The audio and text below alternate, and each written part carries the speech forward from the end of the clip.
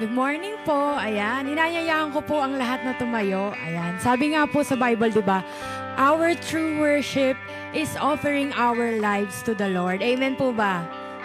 Amen. Sabi yan sa Romans 12:1. Anong sabi dyan? Yan, sabi, I beseech you, therefore, brethren, by the mercies of God, that ye present your bodies a living sacrifice, holy, acceptable unto God, which is your reasonable service. So, itong pong kakantahin nating awitin ay declaration natin that worship doesn't just end here.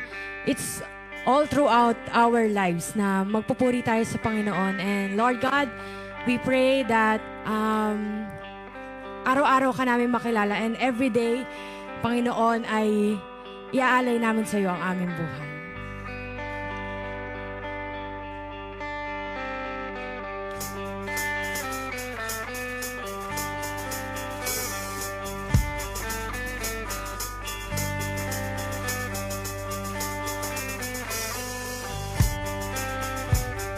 What say, Lord, it's you gave me life and I can't explain just how much you mean to me now.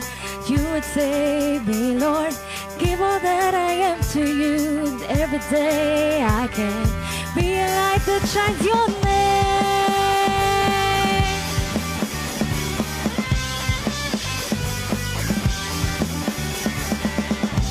Every day I learn to stand upon your word, and I pray that I want to come to know you more, that you would guide me every single step I take, that every day I can be the light unto the world. Every day it's you I live for.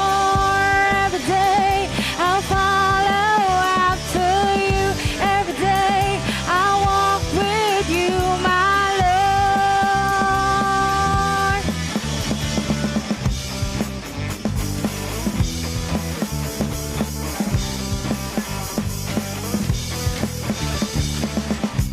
every day, Lord, I learn to stand upon your word, and I pray that I might come to know you more, that you would guide me in every single step I take, that every day I can be a light unto the world. Every day it's you I live for. Every day I'll follow after you. Every day I walk with you, my church, let's sing.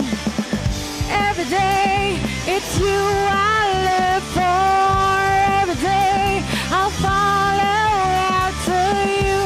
Every day, I'll walk with you, my Lord. It's you I live for every day. It's you I live for every day. It's you I live for every day. No, let this be our declaration. It's you I live for every day. It's you I live for every day. It's you I live for every day. It's you I live for every day. It's you I live for every day. It's you I live for every day.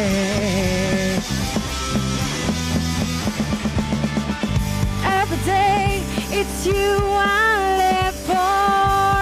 Every day, I'll follow after you. Every day, I'll walk with you, my Lord.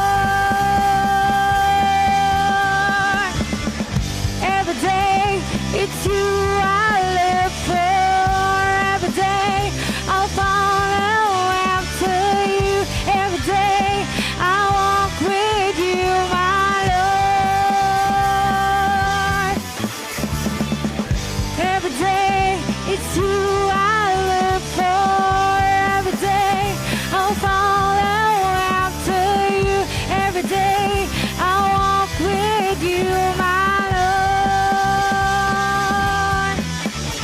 It's you I live for every day. It's you I live for every day. It's you I live for every day. For the last time, let's sing. It's you I live for every day. It's you I live for every day. It's you I live for every day. Yes, Lord Jesus. Hallelujah. Let's clap our hands to our perfect God, the Almighty One. Hallelujah, Lord God. We thank you, Lord God, for being here, Panginoon. Thank you for your holy presence, Lord God. And Lord God, may your love and your holy presence, Lord God, change us, change our hearts, transform our minds, Panginoon. Lord God, we are looking forward, Lord God, for the transformation, Lord God, na gagawin mo sa buhay namin ngayong araw na ito, Lord God.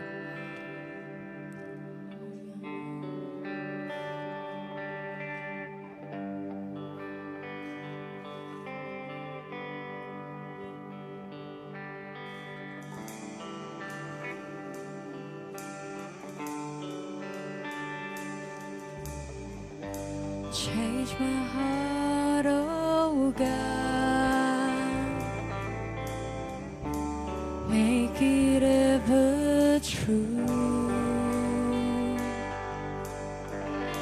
Change my heart, oh God. May I be like you. Change my heart, oh God. Make it ever true. Change my heart, oh God. May I be like you. 'Cause you are the potter, I am the clay. Mold me and make me. This is what I pray. Change my heart, oh God. Make it ever true. Change my heart, oh God. May I be like you. Change my heart, oh God. Make it ever true. Change my heart, oh God. May I be like you. You are the potter, I am the clay.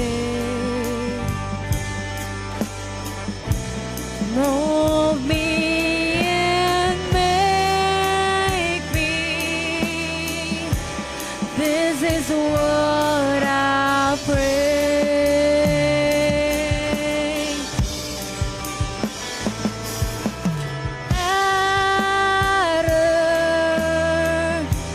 I am the clay. Mold me and make me. This is what I pray. Change my heart, oh God. make it ever true. Change my heart, oh God. May I be like you.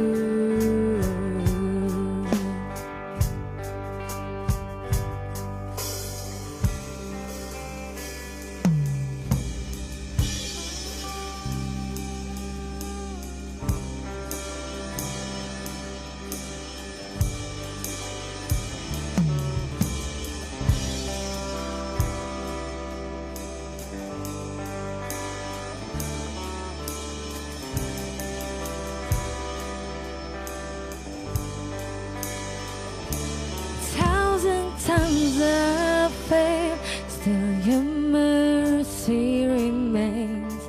Should I stumble again, I'm caught in your grace. Everlasting, your light will shine when all else fades. Never ending, your glory goes beyond all fame.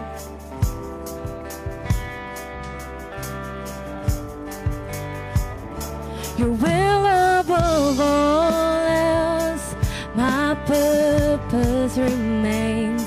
The art of losing myself in bringing you praise. Everlasting, your light will shine when all else fades. Never ending, your glory goes beyond all fame. Yeah. My heart and my soul, I give you control. Consume me from the inside out, Lord. Let justice and praise become my embrace, to love you from the inside out.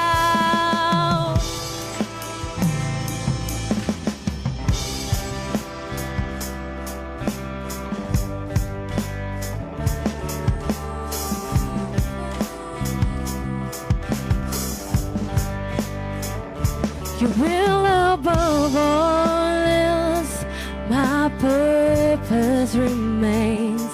The art of losing myself in bringing you praise. Everlasting, your light will shine when all else fades. Never ending, your glory goes beyond all fame. Yeah.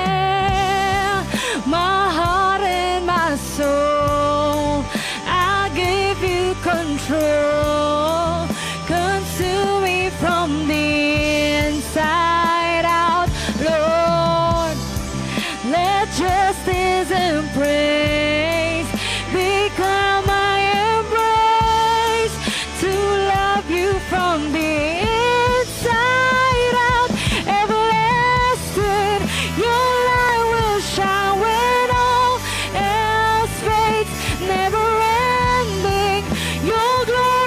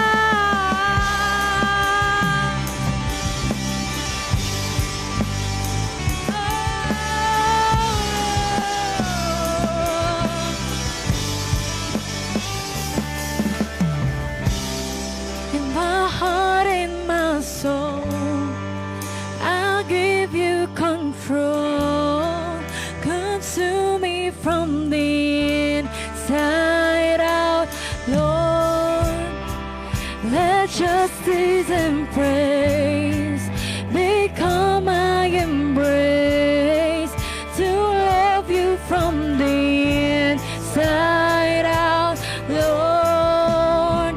My heart and my soul, I'll give you control.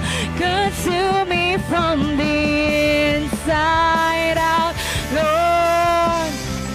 Let justice and praise become my embrace to love you from the inside out, everlasting. Your light will shine when all else fades, never ending. Your glory goes beyond all faith, and the cry of my heart is to bring you praise from the inside out of my soul. Cries out everlasting. Your light will shine when all else fades, never ending. Your glory goes beyond all faith, and the cry of my heart is to bring you praise from the inside out of my soul. Cries out from the inside out of my soul. Cries out from the inside out of my soul. Cries out from the inside out of my soul. Cries out. Hallelujah, Lord God. Even when all else fades, Panginoon, your light shines upon us, Panginoon. And that light is the same light, Lord God, that changes us from the inside out, Lord God. And today, Lord God, we are expectant of you, Lord God.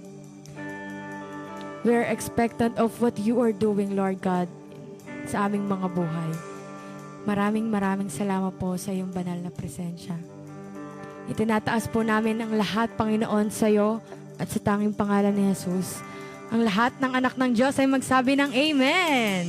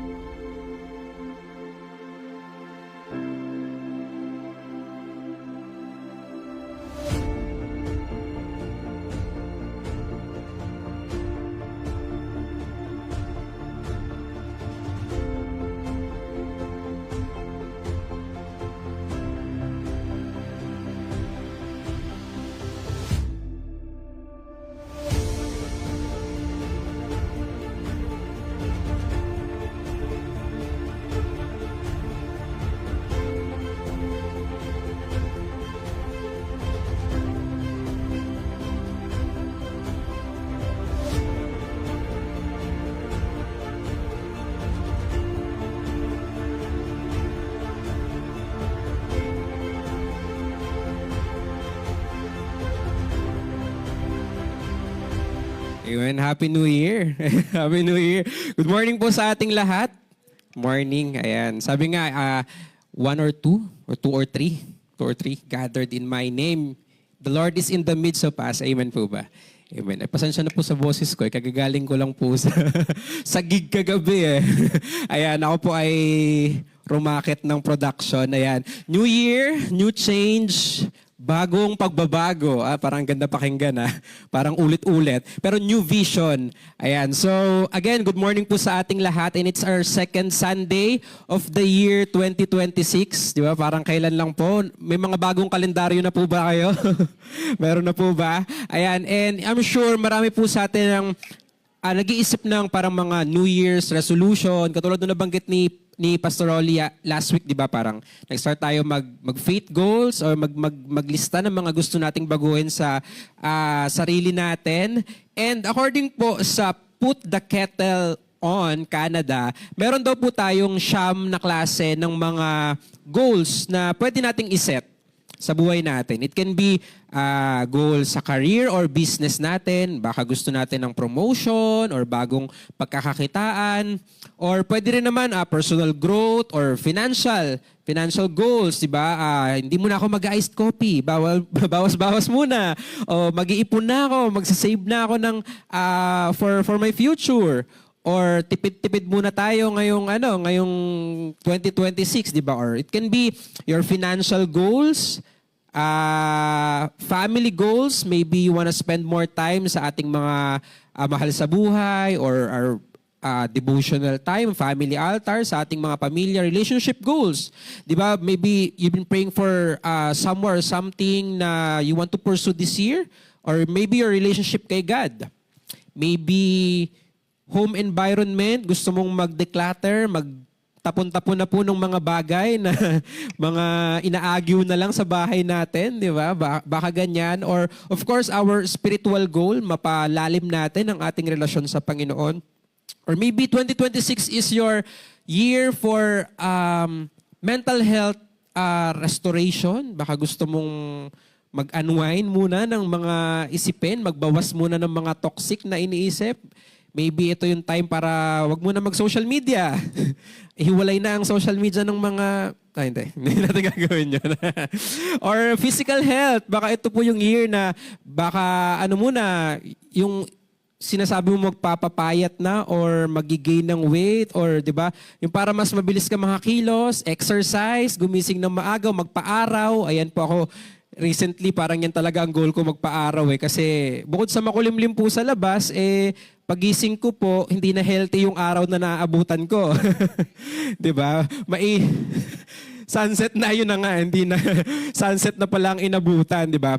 Pero maybe some of the goals na nabanggit ko, yan na rin yung sinabi nyo last year or last year, yan na rin yun Pero wala naman pong mali doon. Wala naman pong mali. Kung siguro ang response ng Panginoon sa atin is, baka hindi ito yung taon, baka hindi 2025 yung taon para ma-receive natin yung mga bagay na hinihiling natin sa Panginoon. Maybe He is asking us to wait some more months or years, hindi ko po alam, o dekada. Pero ang importante po dito, let me ask you, sa mga pagbabago pong yan, ang tanong is, nagbago ba talaga ako? Kasi baka surface level lang. Baka yung mga pagbabagong yan, yung mga pinopost lang natin sa social media, pero internally, hindi naman talaga yun yung change. Sabi, bagong Pilipinas, pero same, hindi. same na apelyido ang nakikita natin. Hindi. Ako medyante po, baka seryosohan. Hindi, pero many claims na nagbago na sila, nagbago na ako, but kung ang pagbabago po natin ay hindi nakaugat o hindi rooted sa Panginoong Hesukristo, it's temporary. Baka habit lang po yan, bagong motivation natin, pero pagdating ng February, ng March, ng April, ng May, pabawas ng June, hanggang sa day 1. Day 1 ulit, middle of the year, day 1. Wala naman pong masama kung magsimula tayo ulit doon. But, ang pinaka-importante po na matutunan natin o matutuhan natin is to have that internal change. Dahil po ang totoong pagbabago, ang tunay na pagbabago, it's the transformation that begins from the inside out. Mula po sa loob, palabas. Yung katulad nga po nung kinakanta natin kanina, from the inside out. And we are still on our series na I Envision. I Envision. It talks about, or it's a call for us to envision a life. Makita mo sa imagine mo ba? Ma-imagine mo, di ba? Makita mo sa vision mo kung ano yung buhay, bukod sa buhay na gusto mo, pero yung buhay na gusto ng Panginoon para sa atin.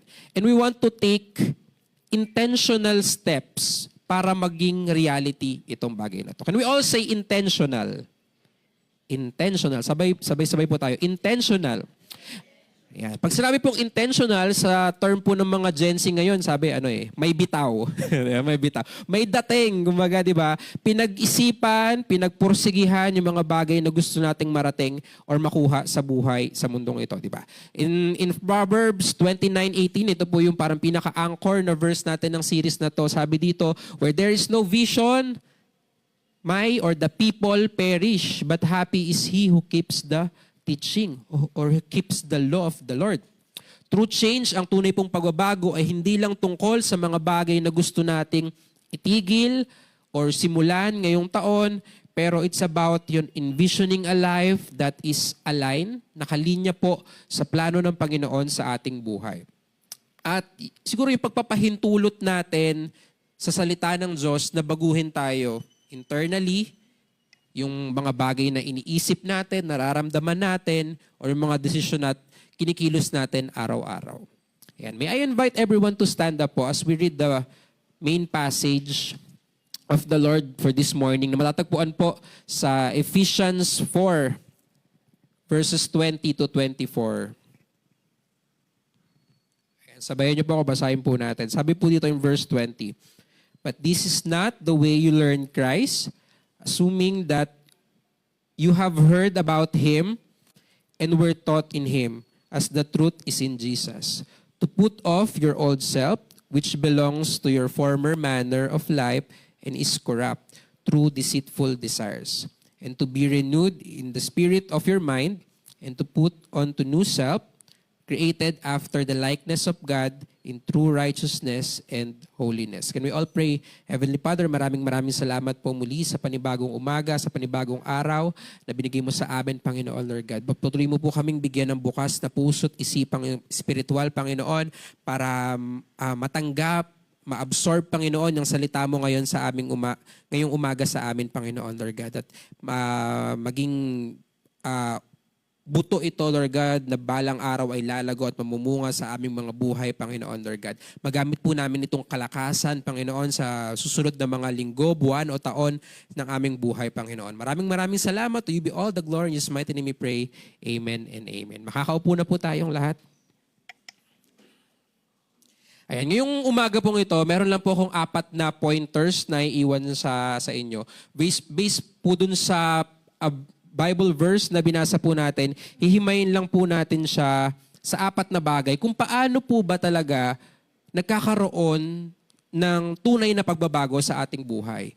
Ang title po ng ating message ngayong umaga ay True Change.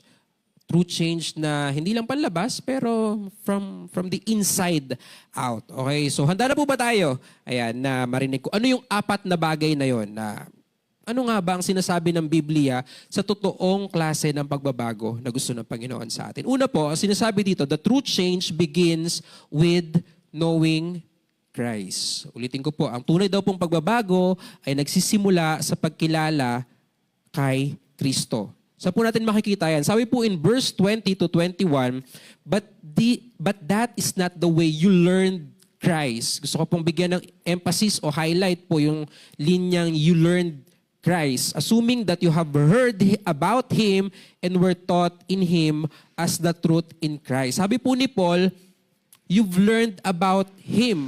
Ang totoo pong pagbabago, it doesn't begin nang nagbago yung behavior mo. It begins with your relationship kanino? Relationship kay Christ. Hindi po sinabi ni Pablo dyan, anong sinulat niya, that you have better manners, di ba? Hindi dahil gumagawa ka ng kabutihan sa kapwa mo, kaya ka totoong nagbago. Hindi po dahil uma-attend ka na ng church regularly, hindi po dahil tumatayo tayo sa pulpito, tumutugtog, kumakanta, o nagbabahagi ng salita ng Panginoon. Hindi po doon nagsisimula ang tunay na pagbabago. Sabi po, balikan po natin yung verse doon. But this is not the way you have learned Christ, assuming that you've learned Christ. Meron po ba tayong mga kilalang artista? Ayan. Sino po ba ang kilala nating artista? Tita, sino po ang paborito nyo? Kayo po ba ay Noranyan, Bilmanyan? Sharonyan, balutin. Di ba? Alam niyo po ba ang kanyang kaarawan? Birthday. Ay, January 6. Belated happy birthday po. Belated happy birthday. Di ba? Di ba minsan may mga ganyan tayo, alam natin yung background niya. Sino ang kanyang long time first boyfriend na nagkaroon siya ng Gabi Concepcion. Di ba kilala? Ang tanong ko po, kilala po ba kayo ni Sharon? O hindi. O, di ba? Ano po bang relasyon nyo kay Sharon? Fanay lang, di ba? Fans lang, di ba? Sometimes, ganun tayo. May mga kilala tayong personalidad, may mga kilala tayong tao. Pero, pag tinanong, anong relasyon nyo sa kanya? Wala. Di ba? Parang kilala lang natin siya sa pangalan, kilala natin kung ano yung karera niya, di ba? Sa Wikipedia po meron diyang biography kung sinong magulang niya, pinanganak, di ba? Ganyan. Unang pelikula sa edad na di ba? May mga ganyan tayong mga nababasa sa social media. Pero iba yung kilala natin or meron tayong alam tungkol dun sa isang tao, pero iba yung meron tayong relasyon sa kanya. Maaring in the church setting, lumaki ka sa simbahan, nagbabasa ka ng Biblia, kabisado mo yung mga Bible verse, pero wala ka namang relasyon sa Panginoon. Ang tanong, kilala mo ba si Jesus? 'Di ba? Baka, oo, naririnig ko siya, kilala ko siya, pero wala naman akong relasyon sa Kanya. Knowing about Christ informs us. Yung may matutunan tayo tungkol kay Kristo, yun po yung nagbibigay ng kaalaman sa atin. Pero knowing Christ Himself, ang makilala po ang Panginoong Hesukristo, kung sino siya, ano ang kaya niyang gawin sa buhay natin, it will transform us. Ito po yung magbabago sa atin. Ang tanong ko po sa inyo ngayon, how is your relationship with Christ? Diba? Or meron ba talaga, di ba? Kung doon pala nagsisimula ang tunay na pagbabago sa pagkakaroon ng relasyon sa Panginoong Hesukristo, ang tanong, kamusta po ang relasyon natin sa Kanya? Gusto po ba nating simulan ng taon na to ng may relasyong maayos sa Panginoon? Amen po ba? Tayo po yan. Sa atin po, tayo po ang makakasagot niyan. If you haven't truly known Jesus, your resolutions, your goals, yung mga New Year resolution, mga faith goals po natin yan. Even your vision for the next years, next decades ng buhay natin, hindi po yan tatagal kung wala po tayong relasyon sa Panginoon. Kung hindi po siya nakaugat sa ating relasyon sa Panginoon. Ulitin ko po yung una, true change begins with, ano po? Begins with knowing Christ. Pangalawa po, true change requires putting off the old self. Ulitin ko po, ang tunay na pagbabago ay nangangailangan na hubarin natin ang ating lumang pagkatao. Requires putting off our old self. Saan po natin mahababasa yan? Sabi po sa susunod na verse in Ephesians 4:22, to put off your old self, which belongs to your former manner of life and is corrupt through deceitful desires. Ang ating pong lumang sarili, ang ating old habits, yung thought patterns, kung paano tayo mag-isip dati, yung mindset ba, di ba, ganyan. Ang ating coping mechanism, kung paano po tayo, kapag may mga problemang pinagdadaanan, paano natin tinatakasan ba natin yan, hinaharap ba natin yan, sinusolusyonan ba natin yan, o yung mga sinful tendencies po natin. Ito po yung tinatawag na old self. Diba? Ano po yung mga mindset natin nung nagdaang mga taon na gusto nating dalhin pa rin this year or iwan na natin next year? Sabi nga, di ba, sa kanta ng Brown Man Revival na susulat, maliit na butas, lumalaki, konting gusot, dumadami. And just like that, ganun din po ang mga old patterns natin, o yung mga maaring kasalanan or mga maling pag-iisip natin. Dati, inis lang, nagiging galit, nagiging resentful tayo, nagiging bitterness. Diba? Tumitigas na yung puso natin, ay hindi na, kahit lumuhod yan, kahit halikan niya ng paa ko, hindi ko yan mapapatawad. Diba? Sometimes, yung pride natin, tapos hindi na natin kakausapin, hanggang sa nasira na po ang relasyon natin. Diba? Nakikita niyo po yung yung paglaki ng problema na parang dati silip-silip lang sa mga sites na hindi pwede sa mga bagets or kahit hindi bagets, di ba? Di ba? Tapos, yun, the last, then it becomes destructive patterns, nagiging addiction. Those patterns might have helped you survive before, but now, they are limiting our growth. Dati, yung mga bagay na tinatakbuhan natin kapag may problema tayo, kumbaga, alis lang ba ng isipin natin sa sitwasyon na to? Sometimes, ito yung nag-limit sa atin para lumago tayo sa Panginoong Hesukristo. Paul uses strong language to put off. Pag sinabi pong put off, hubarin. Hindi po sinabing i-adjust, di ba? Hindi po sinabing plansyahin mo lang, di ba? Hindi po sinabing remedyohan nyo lang. Sabi po, hubarin.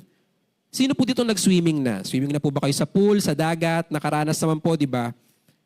Naligo kayo ng may damit, tapos nag-anlaw, tapos sinuot nyo ulit yung damit na pinangligo nyo. Di ba? Tuyo na yung panlabas, pero yung undergarments nyo may buha-buhangin. Di ba? Parang, iyo. Kayo na lang po mag-imagine, pero parang ang kate.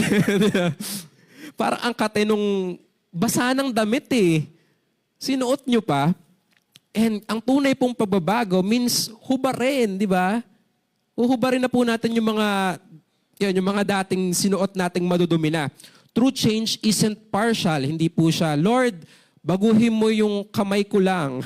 Pwede ba yung kanang kamay lang? Ito yung nagkakasala lagi eh. Mapanakit to eh. Di ba? Lord, pwede bang yung utak ko lang pero yung puso ko wag? Hindi eh. Ang tunay pong pagbabago, it's not partial.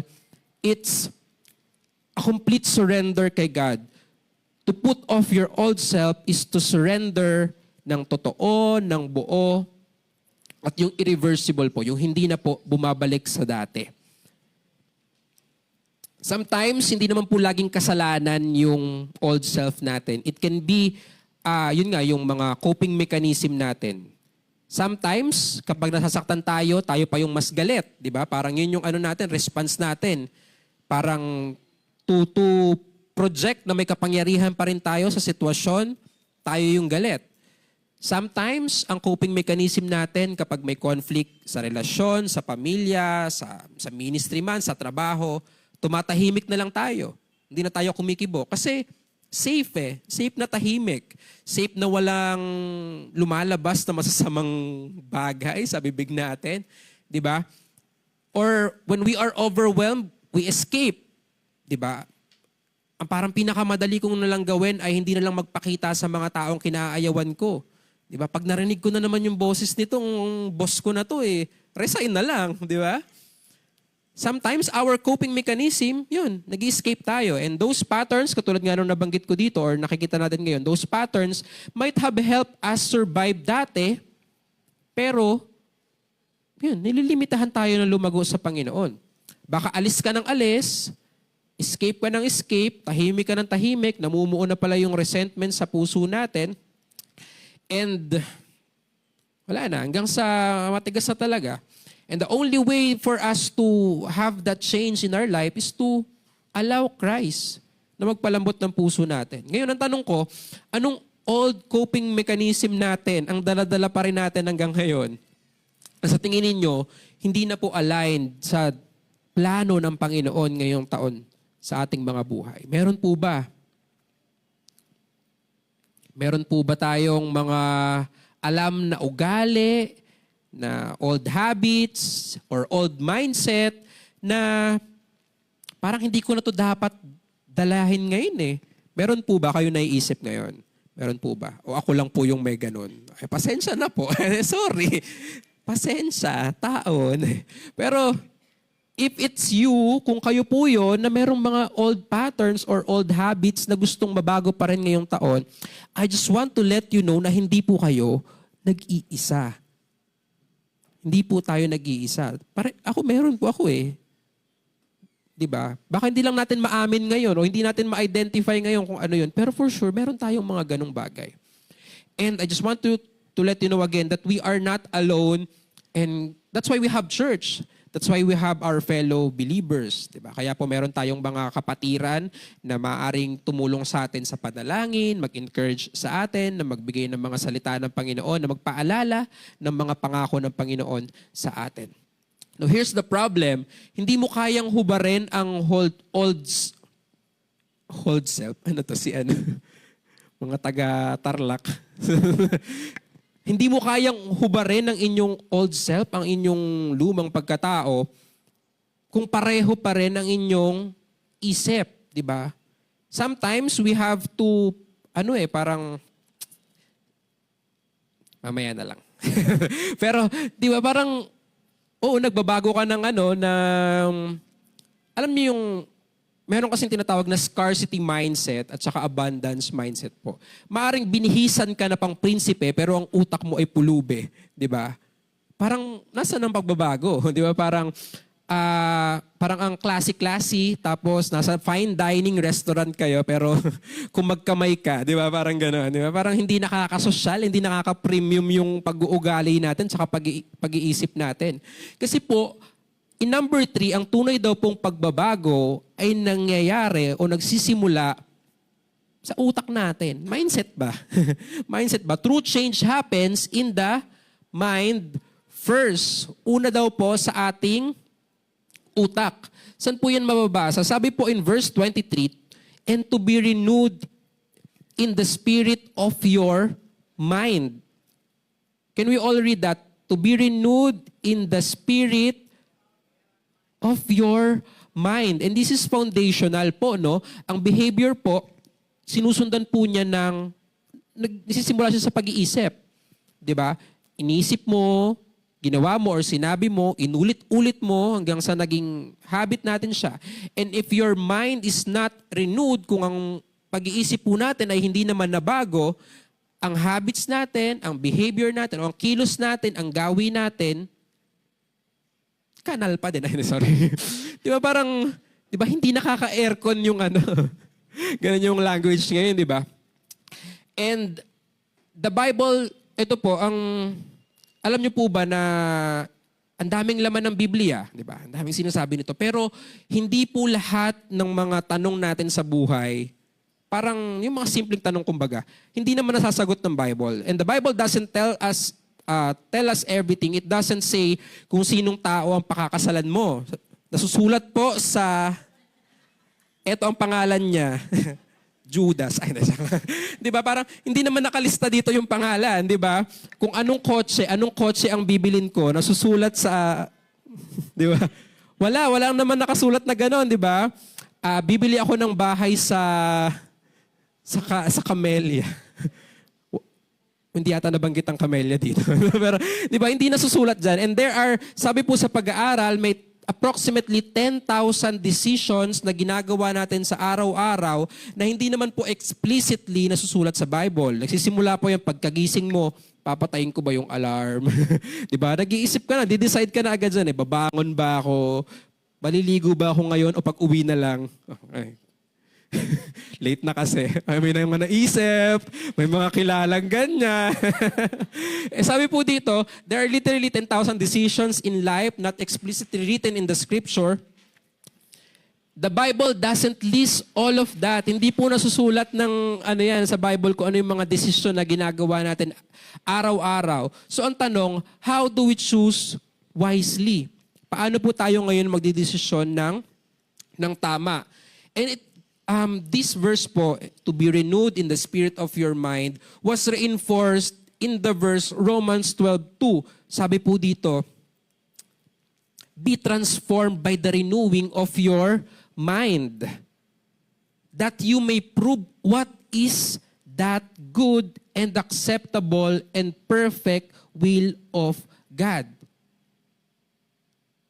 Himayin po natin siya, di ba? Kung ang gusto daw po ba natin ay malaman kung ano yung mabuti, katanggap-tanggap at perpektong layunin ng Panginoon sa atin, ano pong kailangan? Be transformed by the renewing of your mind. Ang lahat po ng bagay pala nagsisimula sa utak natin, sa mindset natin. Sometimes po, kapag meron tayong mga traumatic events or mga traumatic na pinagdaanan sa isang tao, halimbawa, pinahiya tayo sa school, halimbawa, o sinigawan tayo nitong taong to, and then parang nagmarka siya sa puso natin. Years later, pag nakikita natin yung teacher na yon, 'di ba? Ang naaalala natin sa kanya, ito yun, yung sinigawan. Kumbaga natitrigger kasi yung batang tayo na nakaranas ng traumang yon, natitrigger siya eh. Kumbaga yung nervous system natin, nararamdaman pa rin yung nervyos kapag nakikita siya. Not knowing na nagbago na tong teacher na to. Meron po kasi sa PNHS, teacher pa po siya ng nanay ko, ng mga tita ko. Nung naging teacher ko, parang okay naman siya sa amin. Pero yung, kumbaga, ay pag yan, terror yan na teacher eh. Hindi ko nababanggitin ng pangalan, pero ano, alam ng mga taga-PNHS yan, mabu-mabu. Di ba? Pero nung kami naman yung naging teacher naman namin siya, parang hindi na eh. Kasi nakilala namin siya sa panahon na nagbago na siya. Pero kung nakilala niyo siya sa panahon na kumbaga terror pa siya, at hindi na bago yung mindset natin na nagbabago ang tao, na nag-iiba-iba ang mga ugali natin o may opportunity tayo na mag-improve pa, kung na-stuck yung pag-iisip natin sa ganung bagay, wala tayong pagbabago. Maybe kapag naulit yung sitwasyon na yon na may sumisigaw sa atin, maalala natin na may mga ganun pong bagay eh. Minsan yung utak mo parang tinitrain mo siya na hindi, nagbago na to. Pero yung nervous system natin, dati po yung Viber, naaalala ko yan, kulang na lang, i-uninstall ko yung Viber kasi dumaan ako sa traumatic moment na parang pag naririnig ko to, parang feeling ko pagagalitan ako ng boss ko eh. Parang ganun eh. Pero baka may mga bagay tayo or mga tao, may mga sitwasyon na kapag nauulit, ang mindset natin, ganun pa din, tayo pa din yung biktima, tayo pa din yung nasasaktan. Pero not until we change that mindset, that we allow God to transform our minds, baka mag-iba yung outcome. Baka parehang sitwasyon, magkaibang mindset, magkaiba ang outcome. Renewed mind is equal to thinking with the mind of Christ. If I were to ask you, dapat pala ganito ang, ganito tayo mag-respond sa mga pinagdadaanan natin sa buhay. Kung si Jesus kaya ang nasa sitwasyon natin ngayon, paano niya kaya ito haharapin? When your mind is transformed by Christ, you think with the mind of Christ. Paano mag-isip si Jesus? Paano niya kaya susolusyonan to? Siya ba ang unang kukuha ng bato? Siya ba ang unang mang-judge sa atin? Paano niya kaya i-assess ang sitwasyon na to? Every decision, maliit man po yan o malaki, nagsisimula siya sa wisdom ng Panginoon. And it becomes the vision of our life. Now the question is, are we thinking like Christ? Diba?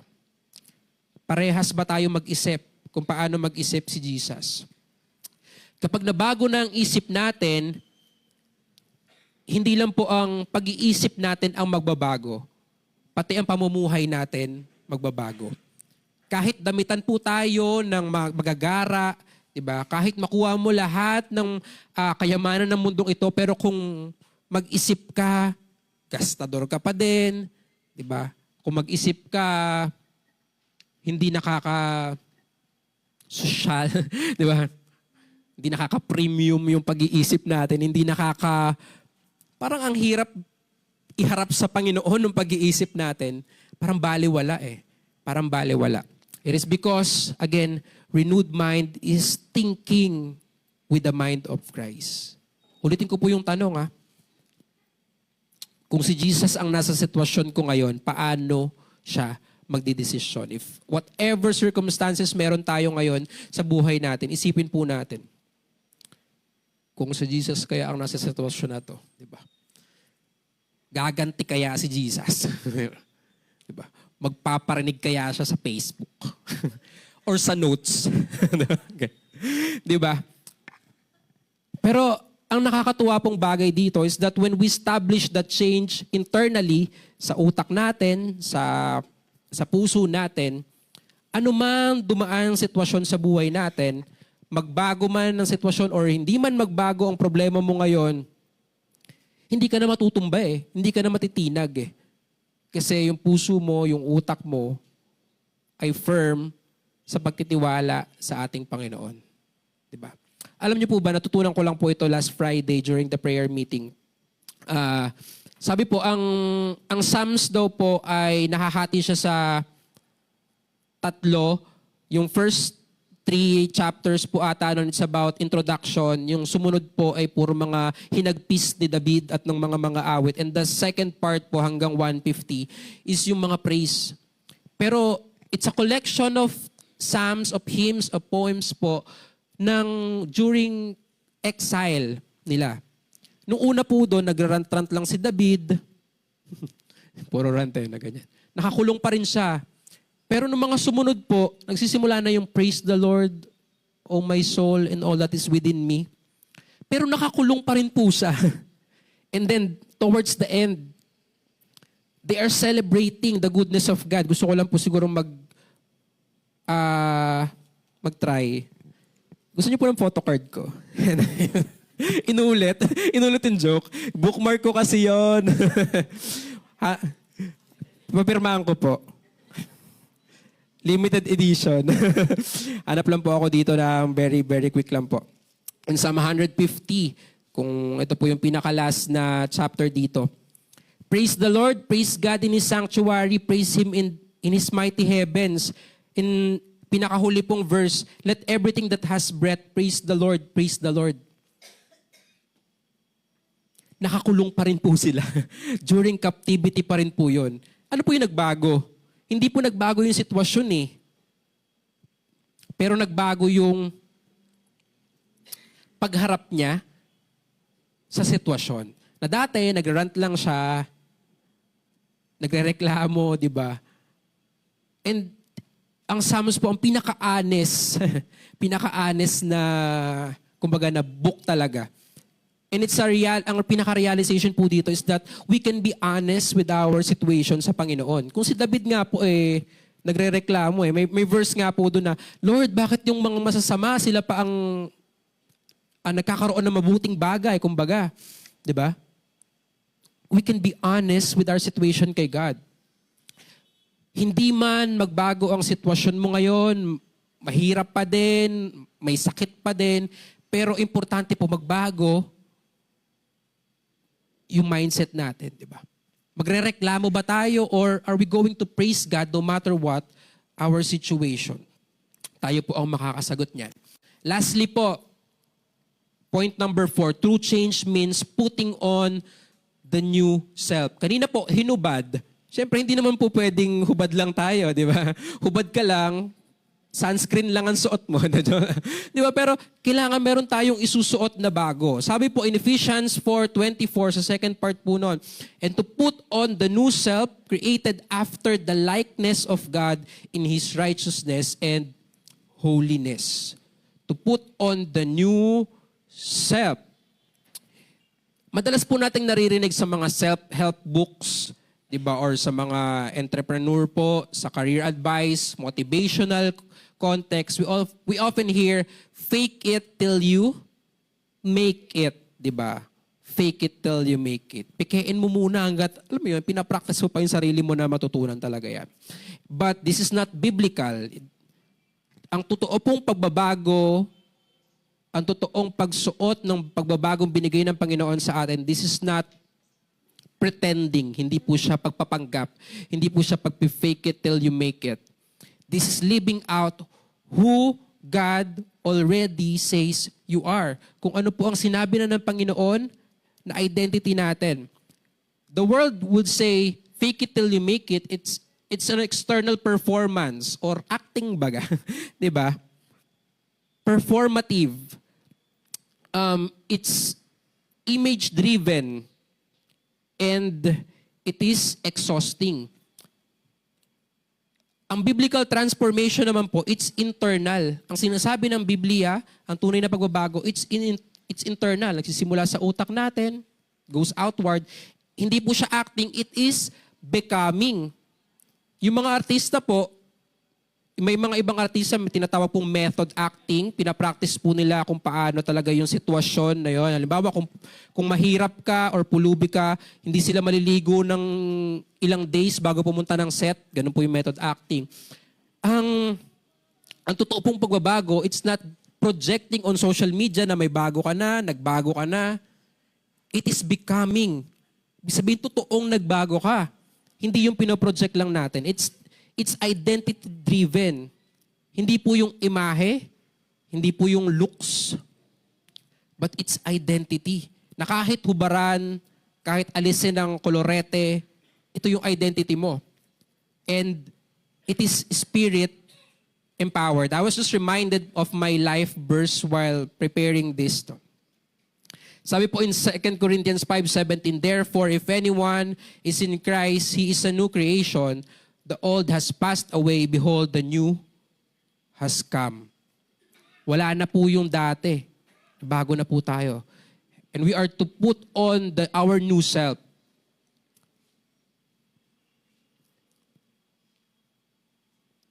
Ang totoo pong pagbabago is not fake it till you make it. It is surrender it until God transform it.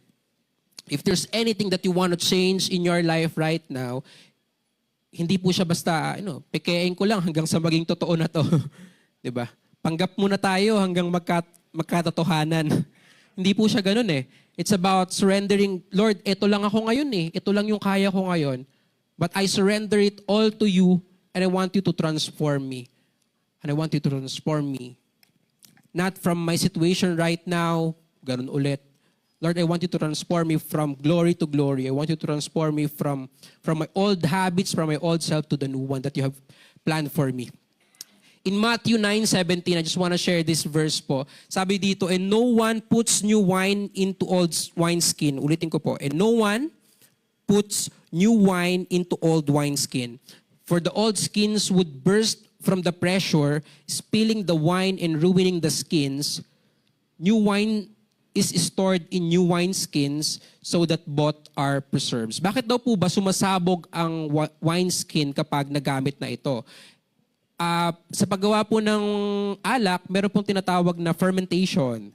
Diba? Nilalagyan ng sometimes yeast. Ito po yung active ingredient, kumbaga para ma-ferment o maburo ang isang bagay. Buro. Sumasabog siya kasi kapag pine-ferment po, yung acid bumubula, ganun, tapos nagkakaroon ng hangin sa loob. Ang isang bagay po, kapag ibinalik nyo siya sa kanyang luma, sa gasgas, sa lumobo na, kahit anong bago pa ang ilagay mo dito, kahit anong bago pa, sasabog siya. Sasabog siya. And the new change that God wants for us is that bago talaga lahat. Hubarin natin yung dati nating sarili at isuot natin yung, sabi dito, yung new self created in the likeness of God sa atin.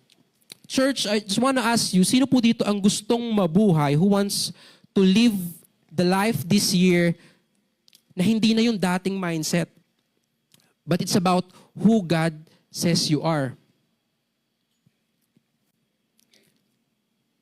We're not talking about yung true change na hindi lang siya sa pagbabago ng habits, it's not about our New Year's resolution, kundi yung pagbabagong nagsisimula internally sa loob. And hindi tayo tinawag ng Panginoong Diyos para ayusin lang yung panlabas natin to change the aesthetic, di ba? Rebranding lang. Hindi siya ganun eh. Tinawag tayo ng Panginoon para baguhin yung puso natin at isipan natin, so that we can truly envision the life God had set before us or aligned our purposes sa Panginoon. So I just want you to think about, let's give God the permission to change us from the inside out. Later, we're gonna sing this song again. Pero sa puso natin, sa isipan natin, sa mga desisyong ginagawa natin araw-araw, are we allowing God to have control in it? para mabago tayo.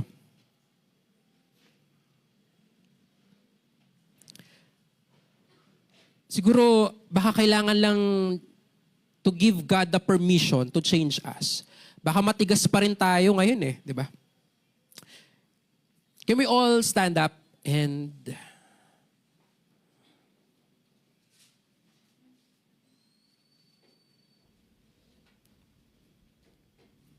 just want to lead you in prayer. Can we all close our eyes and let's all pray. Lord, Heavenly Father, we come before you today with open hearts and open minds, Panginoon. Lord, ngayong taon, ayaw na po naming manatili sa dati. Ayaw naming dalhin yung mga luma naming ugali, yung mga lumang sugat, yung mga lumang patterns or coping mechanism namin na humahad lang para mabigay, makita namin yung vision mo sa buhay namin. And Lord, we surrender our old self to you. Truly, fully, completely, na walang tinatago. Lord, we ask that you help us. Tulungan mo kaming bitawan ng mga bagay na hindi galing sa'yo at yakapin mo ang bagong buhay na hinahanda mo para sa amin. Lord, we ask that you renew our minds, O God. Lord, araw-araw baguhin mo ang paraan ng pag-iisip namin. Lord, let your word, let the Bible shape our thoughts and let your Spirit guide us with all our decisions. Lord, our prayer is that yung katotohanan mo ang mag-define kung ano yung identity namin, Panginoon. Lord, we ask that in every decision, it may be small or big decisions, teach us to think with the mind of Christ. Teach us to think with faith, to choose wisdom, and to plan with confidence in you, Panginoon. Lord, help us to live out our identity in Christ sa aming mga actions, sa lifestyles namin, sa relationship namin, Panginoon, sa paraan ng pagmamahal namin sa ibang tao, kahit, Panginoon, with the people who are not lovable, Panginoon. Panginoon, this year we want to not just make New Year's resolution, but really choose to have that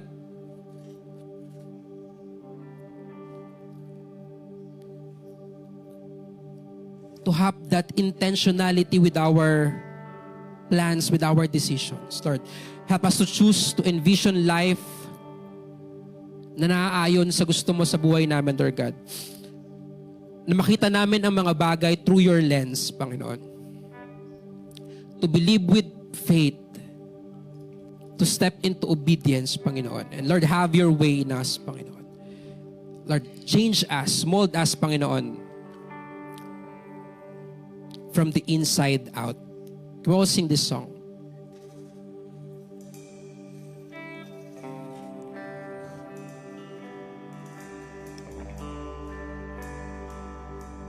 Thousand times I fail, still your mercy remains. Should I stumble again, I'm caught in your grace. Everlasting, your light will shine when all else fades. Never ending, your glory goes beyond all fame.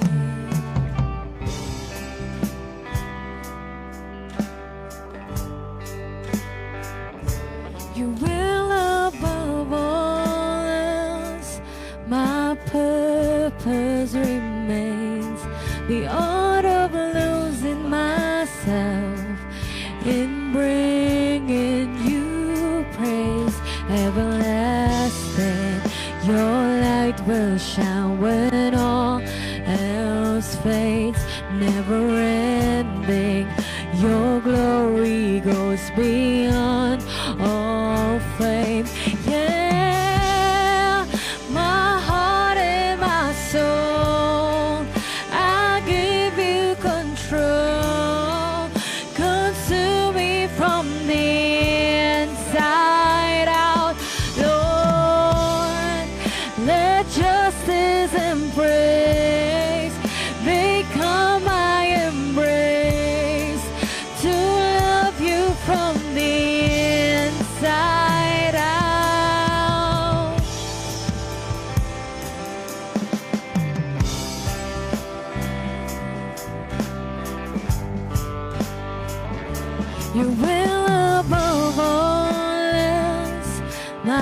purpose remains. The art of losing myself in bringing you praise. Everlasting, your light will shine when all else fades. Never ending, your glory goes beyond all fame. Yeah, my heart and my soul, I give you control. Consume me from the inside out, Lord. Let justice and praise become my embrace, to love you from the inside out. Everlasting, your light will shine when all else fades. Never ending, your glory goes beyond all fame. And the cry of my heart is to bring you praise from the inside out. Of my soul cries out, everlasting, your light will shine when all else fades.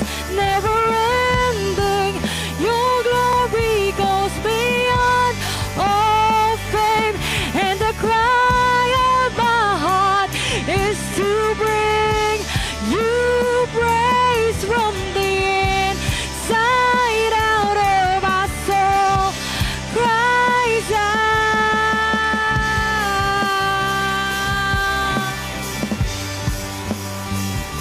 worship you, Lord.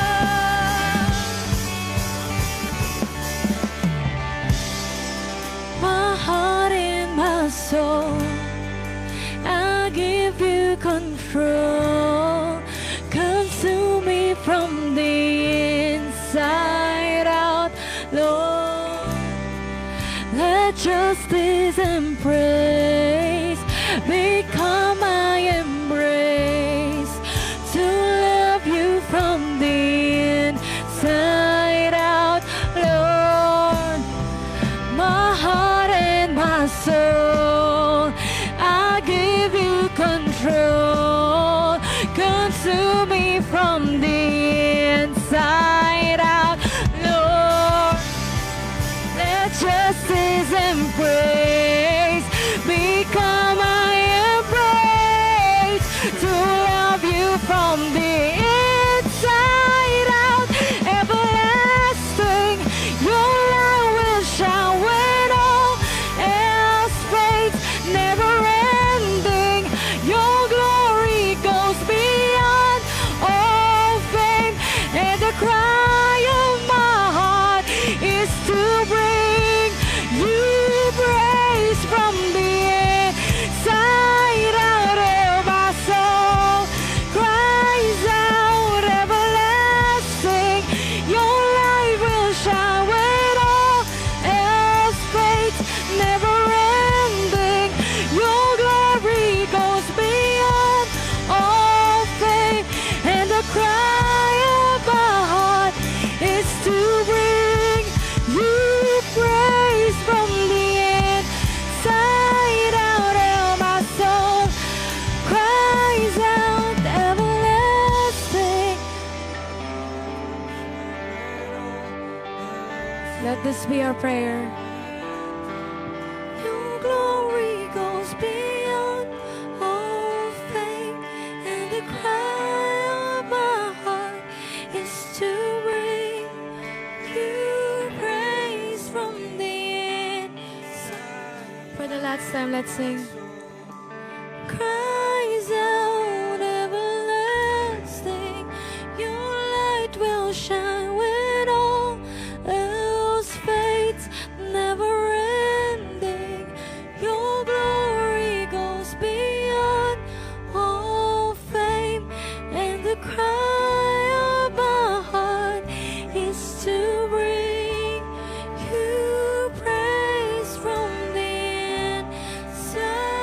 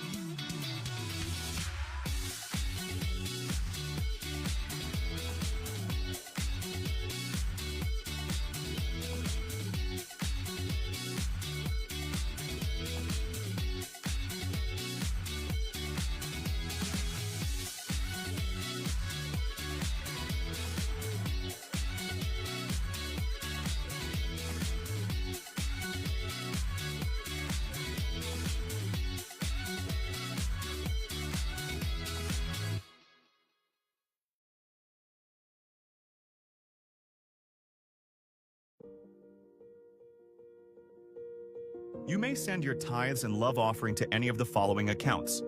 For BPI, for GCash, take a screenshot of the transaction receipts and send it to, and indicate the following.